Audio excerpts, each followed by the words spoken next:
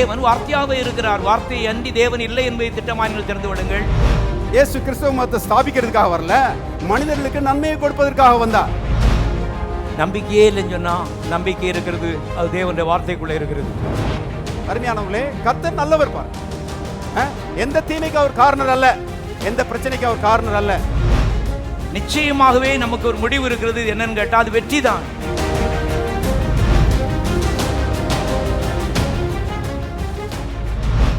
ஆதியாகமம் 22வது அதிகாரம் 1வது வசனம் 2வது வசனம். இந்த காரியம் நடந்த பின்பு தேவன் ஆபிரகாமை சோதித்தார். எப்படி எனில், அவர் அவனை நோக்கி ஆபிரகாமே என்றார். அவன் இதோ அடியேன் என்றான். அப்பொழுது அவர், உன் புத்திரனும் உன் ஏகசுதனும் உன் நேச குமாரனும் ஆகிய ஈசாக்கை நீ இப்பொழுது அழைத்து கொண்டு போய் மோரியா தேசத்துக்கு போய் அங்கே நான் உனக்கு குறிக்கும் மலைகள் ஒன்றின் மேல் அவனை தகன பலியாக பலியிடு என்றார். அருமையான சம்பவம் உங்களுக்கு தெரியும். பாருங்க, ஆபிரகாம் 99 வயசாக இருக்கும்போது இந்த ஈசாக்கை பெற்றெடுத்தான். சாராளுக்கு வயசு 90. ஆகவே ஏகபுத்திரன், நேசகுமாரன். இப்போ கிட்டத்தட்ட அவனுக்கு 10-15 வயசு இருக்கும். இப்போ கர்த்தர் சொல்கிறாரு, அவனை மோரியா தேசத்துக்கு மலைக்கு கொண்டு போய் தகன பலியாக பலியிடுன்னு சொல்கிறாரு. ஆகவே வேதம் சொல்கிறது, ஆபிரகாம் அதிகாலமே எழுந்து, அன்னைக்கு தான் மேல் வலிக்குன்னு சொல்லி 11 மணி வரைக்கும் பேசாமல் படுத்து உருண்டுக்கிட்டு இருந்தான் போல, அதிகாலமே எழுந்து 2 வேலைக்காரரை உசிப்பி விட்டு மகனையும் கூப்பிட்டுக்கிட்டு விறகு பிளந்து தலை மேலே வச்சுக்கிட்டு தீயை எடுத்துட்டு மோரியாவுக்கு கிளம்பிட்டான். போகிற வழியில் மகன் கேட்கான், தகப்பனே நெருப்பு இருக்கிறது, விறகு இருக்கிறது, ஆட்டுக்குட்டி எங்கே? இப்போ ஆபிரகாம் சொல்றான், தேவன் தமக்கான ஆட்டுக்குட்டியை பார்த்து கொள்வார். தேவன் தமக்கான ஆட்டுக்குட்டியை பார்த்து கொள்வார். முன்கூட்டியே எல்லாவற்றையும் ஆயத்தம் பண்ணி வைத்திருக்கிற தேவன் என்கிற ஒரு அறிவு ஆபிரகாமுக்கு இருந்தது. தேவனுடைய பிள்ளைகளே, பாருங்கள், நமக்கு இருக்க வேண்டியது அவசியமாக இருக்கிறது. எல்லாவற்றையும் கர்த்தர் காண்பித்து அதன் பின் நடப்பிக்கிற தேவன் கிடையாது. காண்கிறதை நாம் நம்ப வேண்டியது என்ன? காண்கிறதை நாம் விசுவாசிக்க வேண்டியது என்ன? நாம் விசுவாசிப்போமானால் முன்கூட்டியே அருமையான இந்த வார்த்தைகளை நம்பி கர்த்தரை துதிப்போம் என்பதை தெரிந்து கொள்ளுங்கள். ஆகவே ஆபிரகாம் தன்னுடைய குமாரனை வெற்றி கத்தி எடுத்துட்டான். கர்த்தர் தடுத்து விட்டார். இந்த கதையெல்லாம் உங்களுக்கு தெரியும். அதுக்கப்புறம் இப்போ நம்ம பாயிண்ட் என்ன? வேதம் சொல்லுகிறது, ஆதியாகமம் 22வது அதிகாரத்திலே 13ஆம் வசனத்திலே விதமாக வாசிக்கிறோம். ஆபிரகாம் தன் கண்களை ஏறெடுத்து பார்க்கும்போது இதோ பின்னாக புதரிலே தன் கொம்புகள் சிக்கி கொண்டிருந்த ஒரு ஆட்டுக்கடாவை கண்டான். பாருங்க, அங்கே ஒரு ஆட்டுக்கடாவை சிக்க வச்சிருக்காரு. அது இங்கே வந்து ஆபிரகாம் எங்கே பலியிட போகிறானோ அந்த இடத்துல வந்து சிக்கிட்டு அங்கேயும் போக முடியல, இங்கேயும் போக முடியல. அப்படியே அருமையானவர்களே, ஆபிரகாமுக்காக காத்திருந்தது. ஆபிரகாமுக்காக காத்திருந்தது. உங்களுக்காகவும் சில ஆசீர்வாதங்கள், நீங்கள் எதிர்பார்த்த ஆசீர்வாதங்கள் காத்திருக்கிறது என்று கர்த்தருடைய ஆவியானவர் சொல்லுகிறார். அவர் எல்ஷடாய், படைப்பிலே அந்த காலத்திலே முற்காலத்திலே என்ன செய்தாரோ அதே காரியத்தை இன்றைக்கும் செய்கிறவராயிருக்கிறார். நான் கர்த்தர், நான் மாறாதவர். பாருங்கள், ஆபிரகாமுக்காக இந்த கடா சிக்கி கொண்டிருந்தது. ஆபிரகாம் அதை பிடித்து, வாசிக்கிறேன், அப்பொழுது ஆபிரகாம் போய் கடாவை பிடித்து தன் குமாரனுக்கு பதிலாக பலியிட்டான். எவ்வளோ அருமையாக இருக்கு பாருங்க. தகப்பனும் மகனும் போகிறாங்க. திருப்பி வரும்போது தகப்பு மாத்திரம் வரப்போகிறாரு. மகன் இல்லைங்கிற ஒரு நிலை அங்கே இருக்கிறது.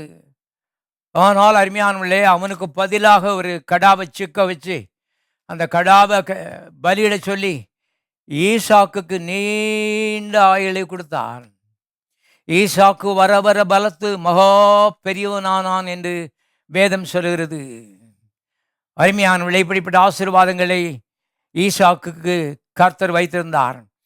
நீங்களும் கூட இந்த கர்த்தர் மேலே அருமையான விதமாக நம்பிக்கை வைத்து உங்களுடைய ஜெபத்தில் அதிகமான பகுதி துதியாகத்தான் இருக்க வேண்டும் என்று கர்த்தருடைய ஆவியானவர் உங்களுக்கு சொல்லுகிறார். ஏனென்றால் எல்லாம் உங்களுக்கு ஆயத்தம். நீங்கள் பிரயாசப்பட்டு வேர்வை சிந்தி கடாவை பிடிக்க முடியாது. நீங்கள் பிரயாசப்பட்டு வேர்வை சிந்தி அந்த ஆசீர்வாதத்தை பிடிக்க முடியாது. இதை நீ முதலாவது உணர்ந்து கொள்ள வேண்டும் என்று கர்த்தருடைய ஆவியானவர் விரும்புகிறார். மனிதராலே கூடாத தேவனாலே கூடும். உங்களுக்கு முடியாது, அவருக்கு ரொம்ப வெரி வெரி ஈஸி. அருமையானவர்களே, கர்த்தர் மேலே நம்பிக்கை வைத்து கர்த்தரை துதியுங்கள். நீங்கள் எதிர்பார்க்கிற ஆசீர்வாதங்கள் உங்களுடைய கைகளிலே வந்து சிக்கும் என்று கர்த்தர் சொல்கிறார். பாருங்கள், இன்னொரு உதாரணத்தை நான் பார்க்கிறோம். அதுதான் யோனாவுடைய சரித்திரம். யோனாவை பற்றி எழுதப்பட்டிருக்கிறது.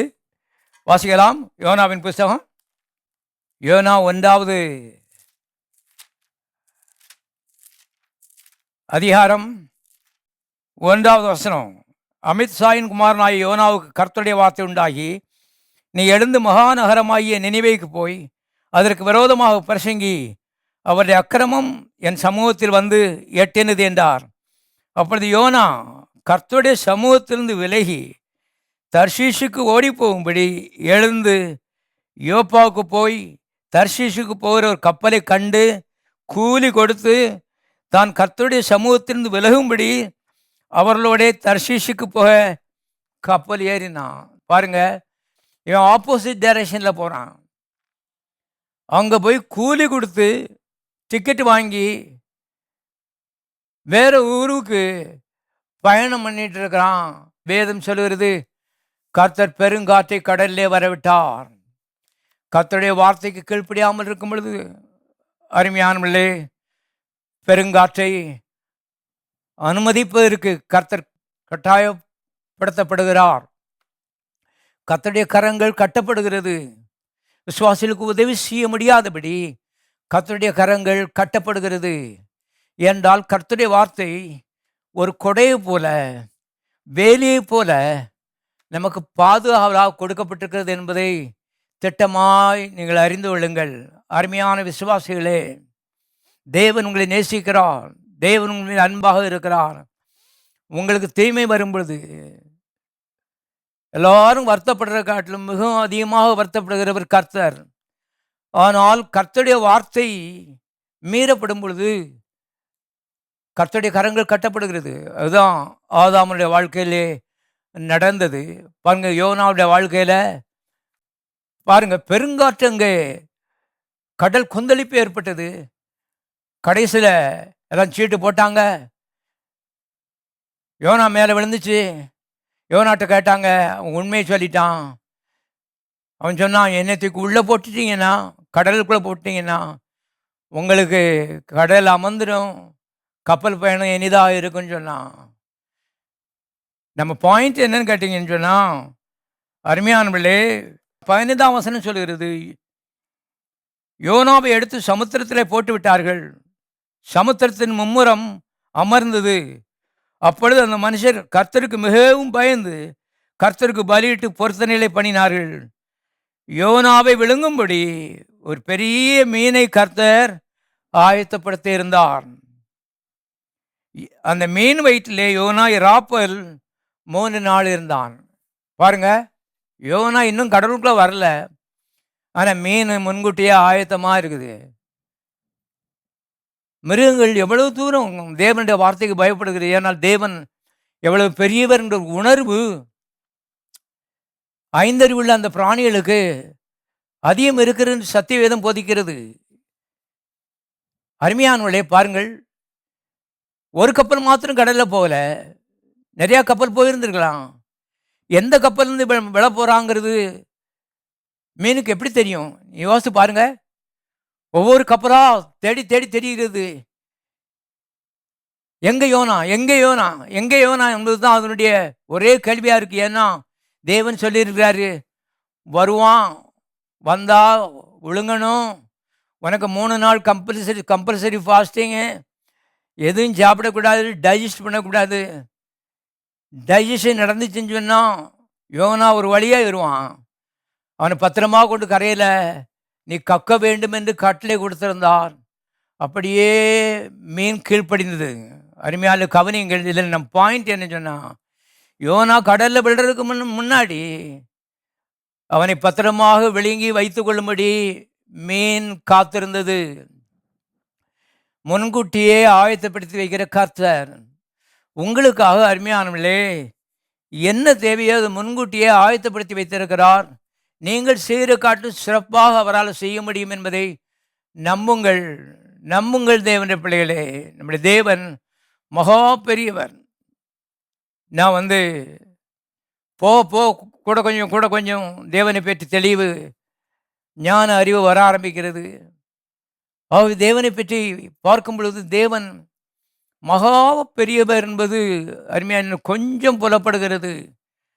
காரியங்களை பற்றி தைரியமாக ஒப்புவிக்கலாம், தைரியமாக வாயத்திலிருந்து நன்றி செலுத்தலாம். முன்கூட்டியே ஆயத்தமாக கர்த்தர் வைத்திருக்கார். நான் பார்க்கல, என் கண்ணு அதில் படலை, ஆனால் தேவன் என் மேலே கண் வைத்து அவர் ஆர்வமாக இருக்கிறார். இந்த காரியம் வெற்றியாகி முடிய வேண்டும் என்று அவரால் முடியும்.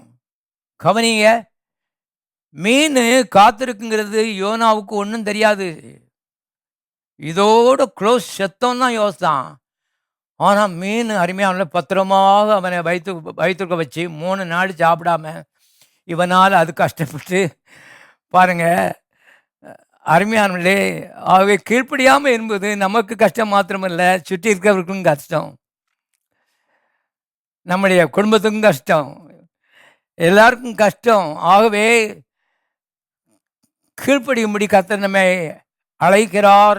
ஏன் அன்பு அவ்விதமாக அழைக்கிறது. அருமையானவர்களே கவனிங்க, தேவன் நல்ல தேவன் என்பதற்கு படைப்பு ஒரு ஆதாரமாக இருக்கிறது. பாருங்கள், ஏதேன் தோட்டத்தில் மனுஷனை கொண்டு வைத்தார்னு போட்டிருக்கு. ஆதியாகமத்தின் முதல் பகுதியிலே மனிதனுக்காக குடியிருக்க ஒரு தோட்டத்தை உண்டாக்குனார்னு போட்டிருக்கு. இன்றைக்கு ஒரு தகப்பன் மகனுக்காக ஆயத்தம் பண்ணுறதுக்கு காட்டிலும் பல 100 மடங்கு சிறப்பாக அருமையான காரியங்களுக்கு இருக்கிறார். ஆதியாகமம் 2ஆம் அதிகாரம் 8ஆம் வசனம் விதமாக சொல்கிறது, தேவனாகிய கர்த்தர் கிழக்கே ஏதேன் என்னும் ஒரு தோட்டத்தை உண்டாக்கி தாம் உருவாக்கின மனுஷனை அதிலே கொண்டு வந்து வைத்தார். ஆச்சரியமாக இருக்கிறது பாருங்க.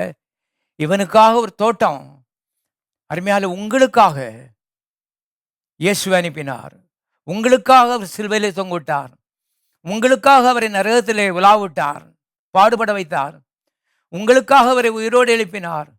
உங்களுக்காக பரிந்து பேசும்படி இன்றைக்கு தேவனுடைய வலபாசத்தில் அவர் உட்கார வைத்திருக்கிறார். எல்லாம் உங்களுக்காக, நமக்காக எல்லா காரியங்களும் செய்கிற தேவன். இயேசு இந்த உலகத்திலே வந்ததுனாலே தேவனுக்கு தனிப்பட்ட ரீதியிலே எந்த லாபமும் இல்லை, அவசியம் இல்லை. இயேசு இந்த உலகத்தில் வந்தது நமக்காக என்பதை அறிந்து கொள்வீர்களானால் இயேசுவை இன்னும் நேசிப்பதற்கு உங்களுக்கு வசதியாக இருக்கும். தேவன் எப்போதுமே மேன் சென்டர்டு, மனிதனை மனதிலே ஃப்ரண்ட்டில், மனதிலே முக்கியமான இடத்துல வைத்திருக்கிறார் என்று திட்டமாய் போதிக்கிறது. இவனுக்காக ஒரு தோட்டத்தை உருவாக்கி அங்கே கொண்டு போய் வைத்தார். ஏதேன் என்றால் இன்பம் என்ற அர்த்தம். இன்பம் என்றால் துன்பம் இல்லை என்ற அர்த்தம். ரொம்ப ஆச்சரியமாக இருக்கிறது. தேவனை பற்றி அறிந்து கொள்ளுங்கள். துன்பம் இல்லை, துன்பமில்லாத ஒரு வாழ்க்கை முறை தான் தேவனுடைய திட்டம். துன்பத்தை கொண்டு வருவது பிசாசு, அதற்கு காரணமாக இருப்பது பாவம் அல்லது கீழ்ப்படியாமை. கவனிங்க, ஆகவே உத்தமமாக நடக்கிற தேவனுடைய பிள்ளைகளுக்கு துன்பமில்லாத ஒரு வாழ்க்கையை இந்த உலகத்திலே கொடுக்க வேண்டும் என்று தேவன் திட்டமிட்டிருக்கிறார். ஏன் பரலோகத்தில் யாரும் துன்பப்பட்டு இருக்குல்ல, அங்கே பூக்கள் எதுவும் வாடுகிறது இல்லை, அங்கே வேதனை இல்லை, கல்ற தோட்டம் இல்லை, ஆஸ்பத்திரி இல்லை, தொத்து வியாதி இல்லை, ஆக்சிடென்ட்ஸ் இல்லை, மரணங்கள் இல்லை. அங்கே அதுதான் இயேசுநாதர் சொல்லியிருக்காரு, பரலோகத்திலே நம்முடைய சித்தம் செய்யப்படுவது போல பூலோகத்திலே நம்முடைய சித்தம் என்னுடைய வாழ்க்கையிலே செய்யப்படுவதான்னு ஜெபம் பண்ணுங்க. துன்பமில்லாத ஒரு இடம் அப்படி ஒரு வாழ்க்கையை தான் ஆதாமுக்கு கர்த்தர் நியமித்திருந்தார், பரலோகத்தினுடைய டூப்ளிகேட்.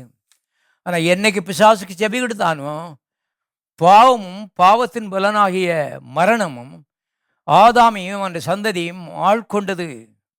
அவனுக்கு பிறந்த முதல் மகன் அவன் கொலகாரனா மாறிட்டான், சொந்த தம்பிய கொன்னுபிட்டான்னு போட்டிருக்குது. அங்கிருந்து அக்கிரமம் ஆரம்பித்து பெருகி கொண்டே போகிறது. அக்கிரமத்தோடு பலவிதமான வேதனைகள், வியாதிகள், விபத்துக்கள், இதிலே மனுஷன் தவித்து கொண்டிருக்கிறான் பாருங்க. ஆகவே அருமையான ஒரு தோட்டத்தை படைத்து அவனை எங்கே கொண்டு வைத்தார், அதை பற்றி விவரங்களை வாசிக்கிறோம். 9ஆம் வசனம், தேவனாகிய கர்த்தர் பார்வைக்கு அழகும் புசிப்புக்கு நல்லதுமான சகலவித விருட்சங்களையும் தோட்டத்திலே முளைக்க பண்ணினார். என்ன அருமையாக போட்டிருக்கு பாருங்க. பழங்கள்லாம் பார்க்குறக்கு அழகாக இருக்கான், ரெண்டாவது புசிக்கிறதுக்கு நல்லா இருக்கான். சாப்பிட்டுட்டு ஐயோ கசக்குதே, நஞ்சு மாதிரி இருக்குதுன்னு சொல்லி ஆதாம் மயங்கி கீழே விழலை. அருமையான பார்வைக்கு அழகு, புசிப்புக்கு நல்லது, இப்படி சகலவித விருட்சங்களையும் கர்த்தர் உருவாக்கினார். எழுதப்பட்டிருக்கு. இருந்தது 2 பேர். அவருக்கு உருவாக்கப்பட்டிருந்த பழங்கள் 1000 10,000. சிந்தியுங்கள், கற்பனை செய்யுங்கள், கர்த்தரை மனதில் கொண்டு பாருங்க. இதான் தியானம்னு சொல்லி பைபிளில் போட்டிருக்கு. 2 பேருக்கு ரேஷன் சிஸ்டம் மாதிரி அருமையாமலே கர்த்தர் அங்கே ஏதேன் தோட்டத்தில் ஏதோ ஒரு 10 பழத்தை படைச்சி வைத்து அவர்களை நடத்தவில்லை. இந்த ரேஷன்லாம் எப்போ வந்துருக்குன்னு கேட்டால், மனுஷன் விழுந்து போனதுக்கப்புறம் ஜமாளிக்கிறதுக்காக வந்த சிஸ்டம் என்பதை தெரிந்து கொள்ளுங்கள். அங்கே கர்த்தர் இருக்கும் பொழுது ஏராளம் தாராளம் சாப்பிட்டார்கள், திருப்தி அடைந்தார்கள், மிச்சம் எறிந்தார்கள். இதுதான் ஏதேன் தோட்டத்தினுடைய நிலை என்பதை திட்டமாய் மனதில் வைத்துக் கொள்ளுங்கள். ஒரிஜினலை பற்றி பேசிகிட்டு இருக்கேன். இன்றைக்கு நான் பார்க்குற உலகம் ஒரிஜினல் உலகம் கிடையாது. மனிதன் பிசாசுக்கு செவி கொடுத்தபடினாலே உலகம் நரகம் போல, குட்டி நரகம் போல மாறிவிட்டது. ஆச்சரியமாக இருக்கிறது. வியாதிகளுடைய தன்மையும் அதனுடைய விதங்கள் எல்லாம் வேறித்து காண்பிக்கும் போது ஒரு பக்கம் பயம், அடுத்த பக்கம் இப்படியெல்லாம் இருக்க முடியுமா என்று நாம் யோசிக்கக்கூடிய ரீதியிலே பிசாசு பொல்லாங்கன், அவன் கொலைபாதகன் என்பதை திட்டமாய் தெரிந்து விடுங்கள். இன்றைக்கு அநேர் அறியாதபடி அவனை சேவித்து கொண்டு அவனை ஆண்டவனாக வைத்து வழிபட்டு கொண்டு இருக்கிறார்கள். காலைவெளியிலே கர்த்தருடைய அவன் எச்சரிப்பு கொடுக்குறாரு.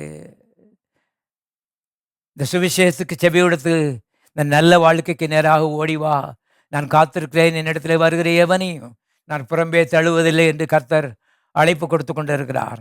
தேவன் ஏராளமானவர், தாராளமானவர் என்பது அருமையானவர்களே இந்த ஆதியாகமம் நமக்கு போதிக்கிறது.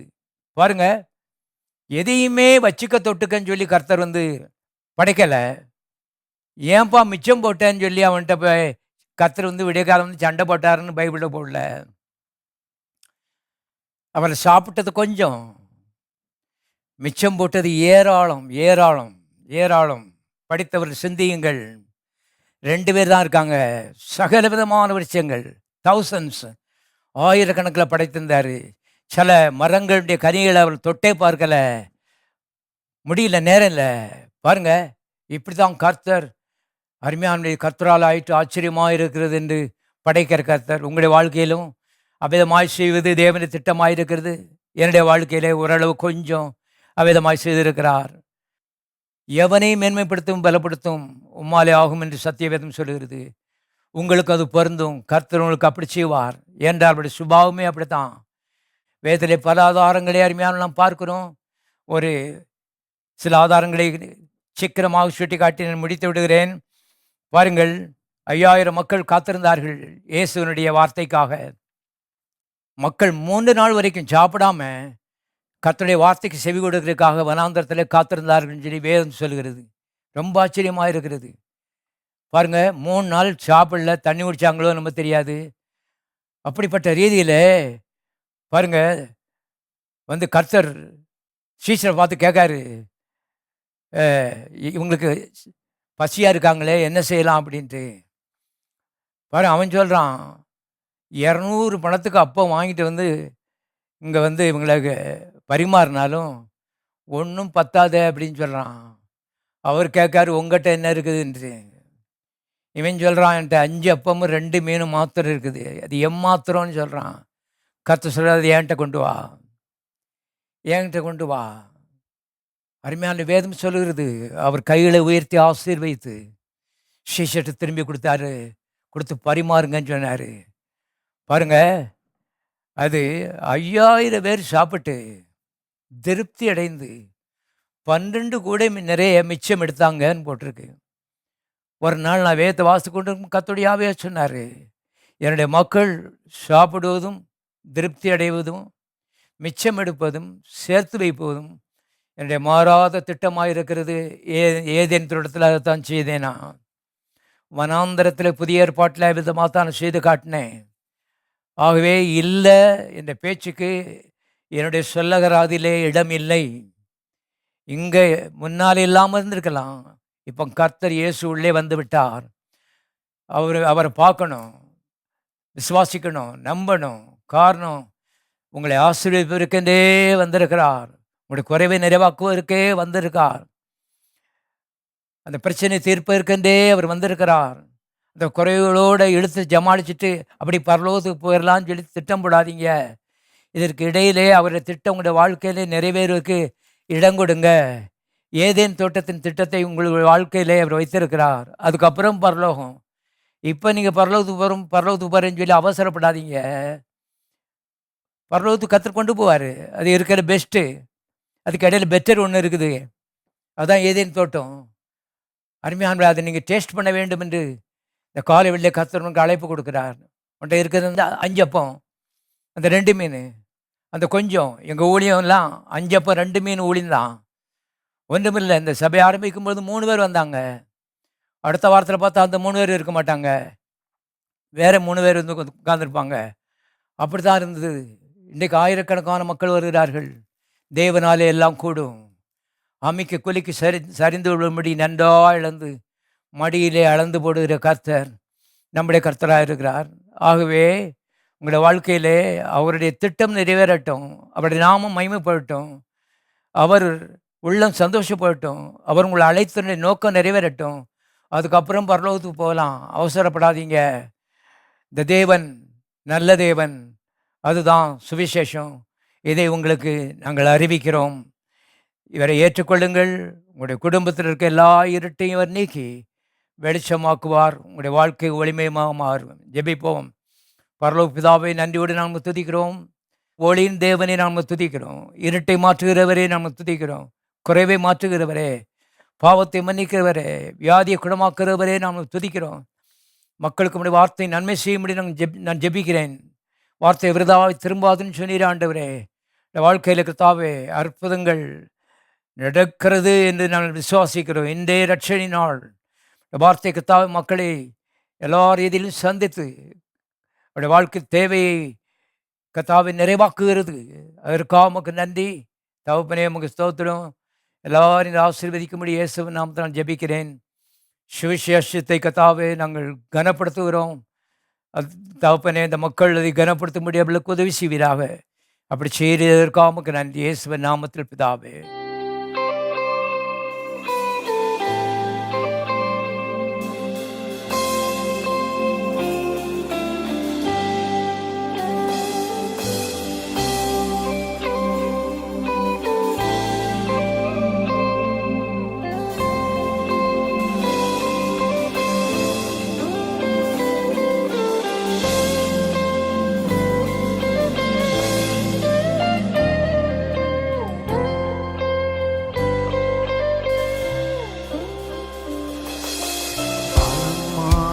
ரூபிக்கப்பட்ட தேவகுமாரன் இயேசுவே, பலமாக ரூபிக்கப்பட்ட தேவகுமாரன் இயேசுவே, எங்கள் கிரீடங்கள் யாவையும் கழற்றுகின்றோம். பாதத்தில் கீழத்துகின்றோம். எங்கள் கிரீடங்கள் யாவையும் கழற்றுகின்றோம். மகிமையின் பாதத்தில் கீழத்துகின்றோம். உம்மை மென்மேலும் உயர்த்துகின்றோம். உம்முன் நெடுஞ்சாங்கிடையாகின்றோம். பரிசுத்தர் பரிசுத்தர் பரிசுத்தர் பரிசுத்தரே, பரிசுத்தர் பரிசுத்தர் முற்றிலும் பரிசுத்தரே. எங்கள் இயேசு முற்றிலும் பரிசுத்தரே. எங்கள் இயேசு முற்றிலும் பரிசுத்தரே.